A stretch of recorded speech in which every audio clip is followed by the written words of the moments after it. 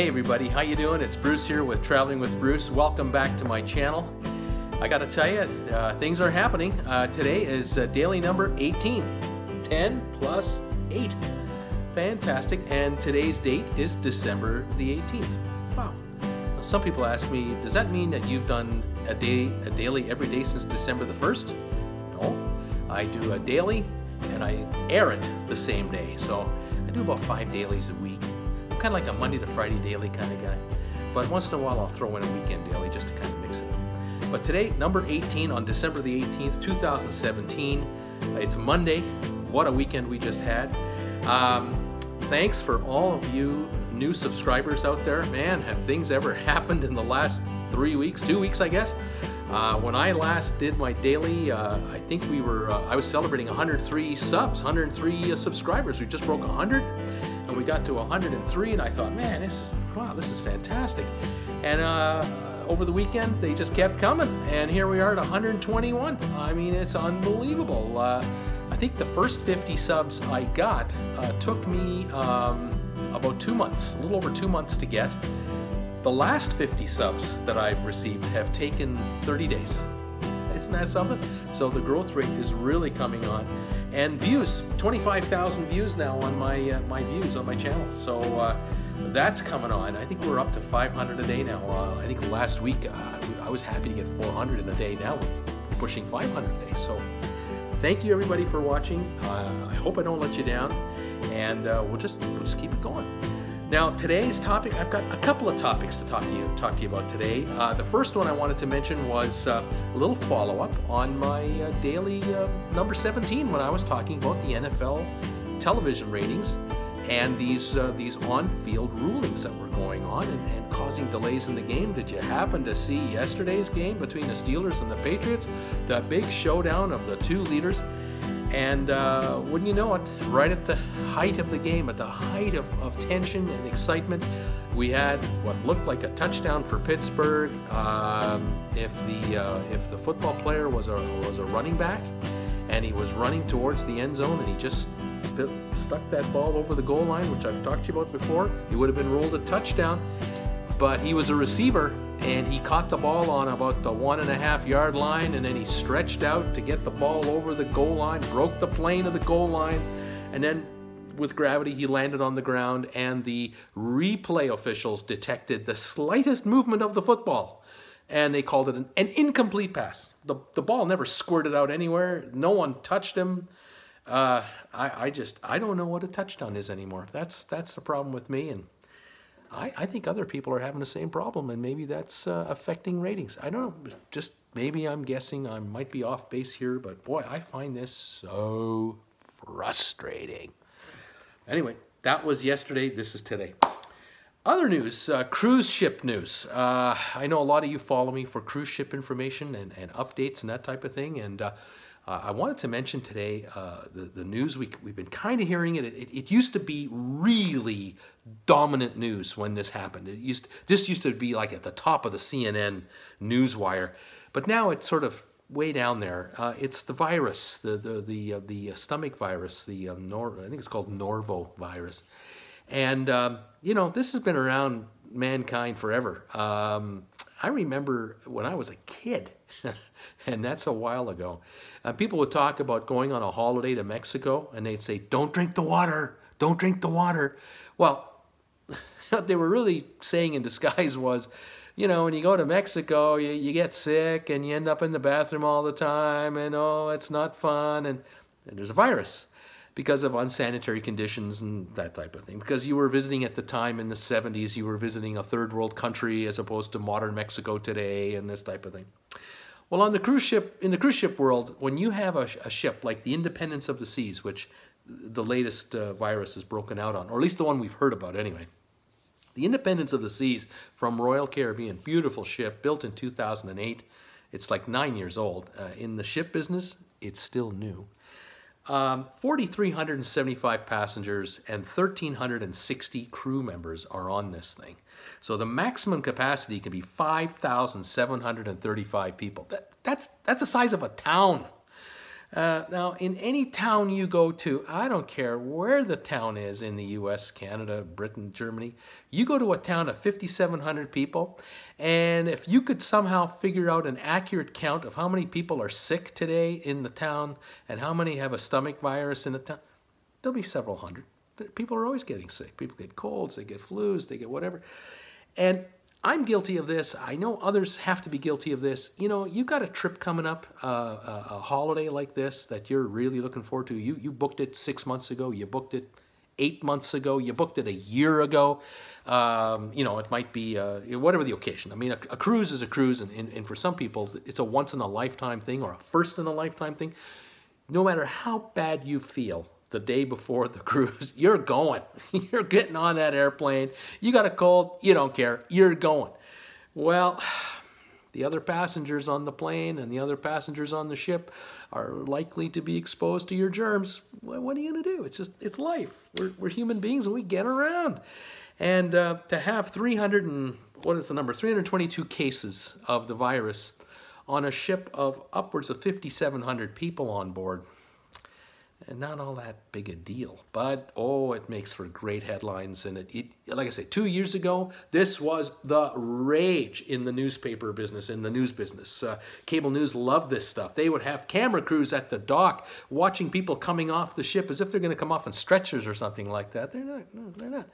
It's a stomach flu, and it's not pleasant, and it's not fun to have, but it's kind of a thing that is out there all the time. Cruise ships, I gotta hand it to them, and a lot of public buildings these days, same thing. This spread of this virus is, you know, something to try to defeat it at all possible, if at all possible. And there's ways to minimize the risk of getting it, and it all has to do with keeping your hands clean. It comes down to your hands.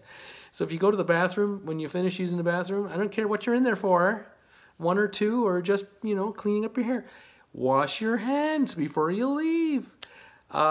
If you're on a cruise ship, you'll note, just going into the buffet, for example, there's usually someone right at the front of the buffet entry area, which is sort of a couple of doors open up, and you come down a little hallway, and then usually the room opens up and you're into the buffet area. Before you can get anywhere in there, there's someone standing there making sure that you put your hand on one of those automatic dispensing machines that dispenses that Purell lotion. Disinfectant. It's a kind of a smelly, alcohol-y kind of smell.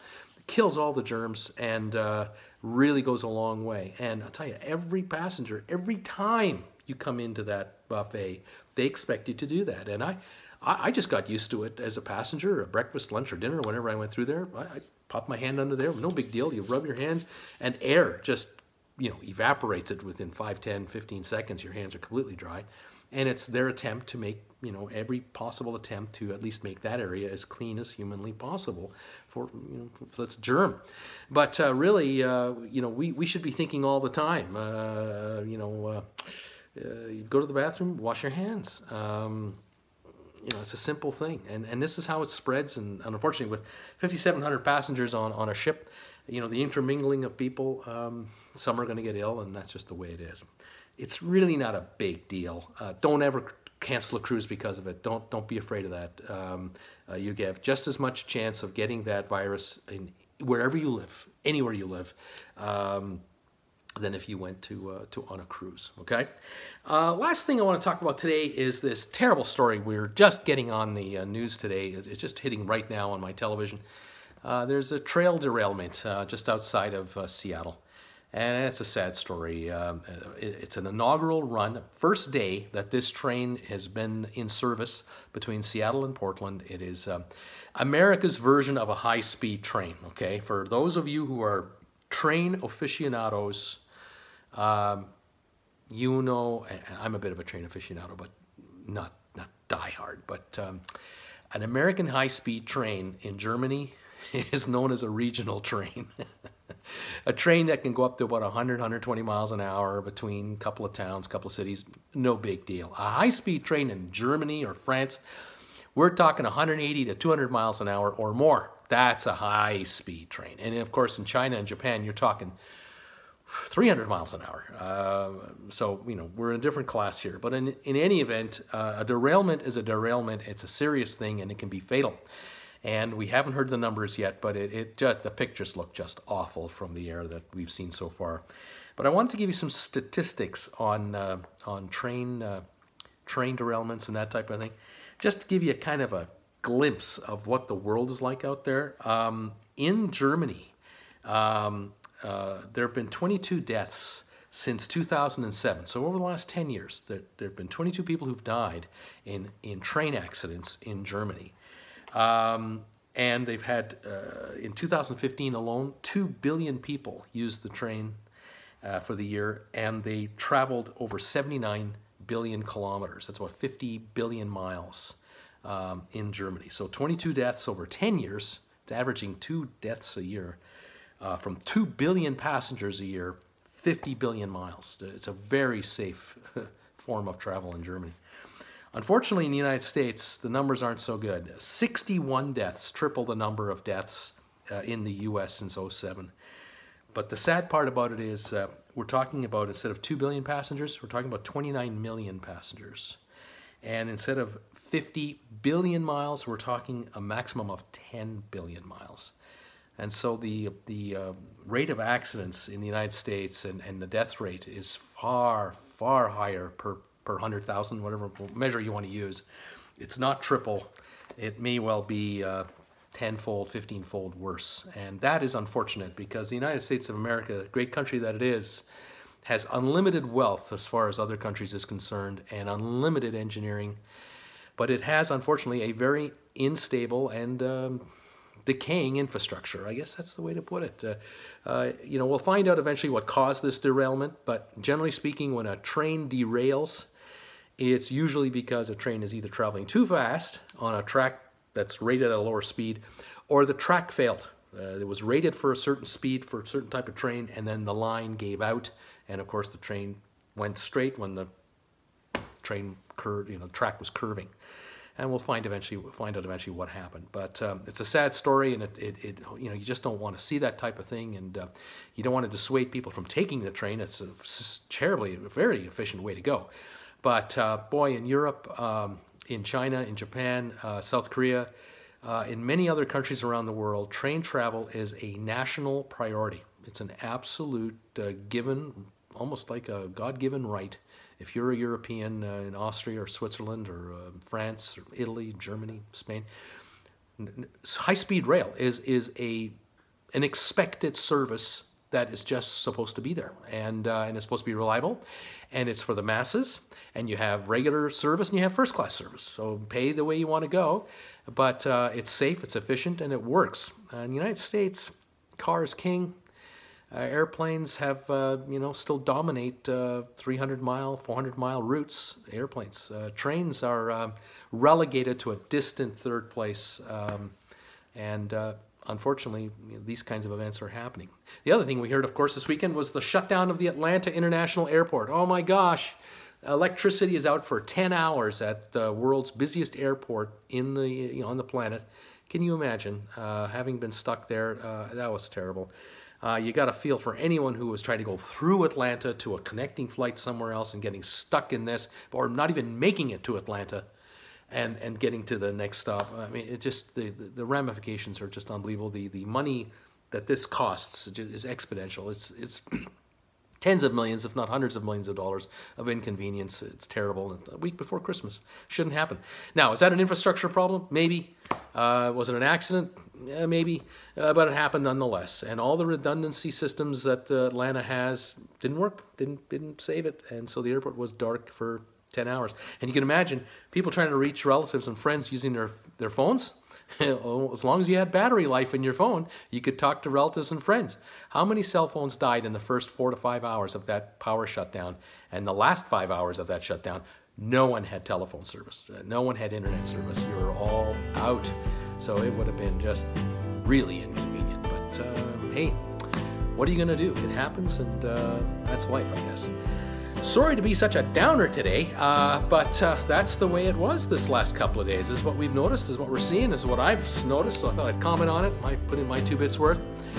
But again, if this is your first time watching this channel, if you're still watching, I can't believe it. Thank you very much for tolerating this beautiful face. If you like my video, give me a thumbs up.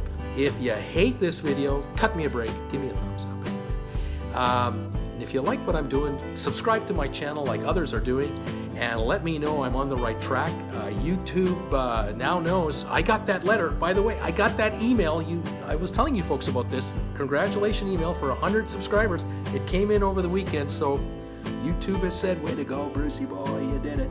So I'm now at video number 95. So in 5 more videos, I'll hit 100 videos, 100 uploads, another level of legitimacy in the YouTube computer. So we'll see how that kicks up things, but I'll tell you, the numbers are coming on, and I really appreciate it. I'll work as hard as I can to keep bringing you videos I hope you'll find of interest. And like I say, if you like what I'm doing, please subscribe. Otherwise, this is Bruce saying goodbye for now from Traveling with Bruce. We'll talk to you next time.